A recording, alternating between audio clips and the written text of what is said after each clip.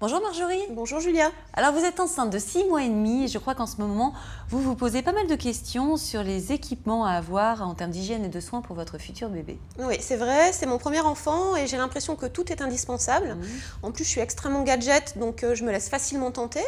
Mais je pense que j'ai quand même oublié quelques petites choses. Bon, déjà, je vais vous déculpabiliser, Marjorie. C'est normal d'avoir envie de tout acheter quand c'est son premier. C'est tout à fait normal. Maintenant, vous parliez des indispensables et c'est vrai qu'il ne faut pas passer à côté. C'est la raison pour laquelle nous avons créé une trousse dans laquelle vous retrouverez justement ces fameux indispensables. Je pense notamment au thermomètre pour le bain du bébé ou alors, vous savez, les ciseaux pour couper les ongles ou encore la brosse à cheveux, par exemple.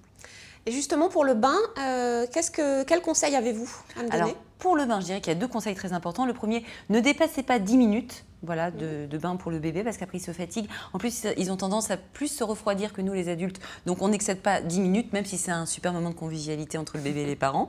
Et le deuxième conseil que je vous donnerai, c'est de bien vérifier que la température se situe entre 35 et 38 degrés. Du coup, le thermomètre qui est justement dans le kit dont je vous parlais vous sera très utile pour cela. Vous avez parlé justement tout à l'heure des ongles.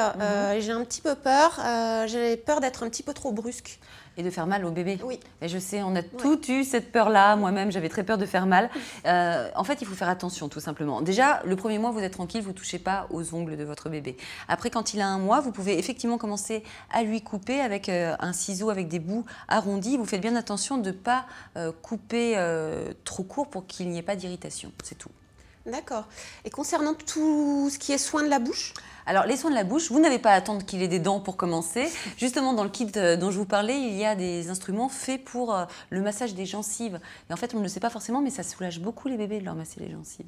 J'ai vu dans un magasin qu'il existait des mouches bébés électroniques. Donc, est-ce que vous pensez que c'est indispensable ou est-ce que c'est juste un gadget? Alors, indispensable, je ne sais pas, mais j'ai l'impression que ça vous ferait très plaisir d'en avoir. Ouais.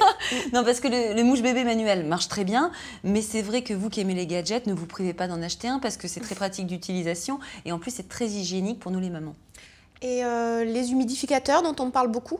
Ça aussi, je trouve ça très utile et je peux que vous conseiller d'en acheter un, notamment pour les mois d'hiver. Vous savez, l'air devient plus sec, et certains bébés ont plus de mal à respirer et ça peut vraiment leur faciliter la vie, justement, d'avoir un humidificateur dans la chambre. Très bien. Ça va, j'ai répondu à vos questions? C'était parfait, merci beaucoup. Bah de rien, Marjorie.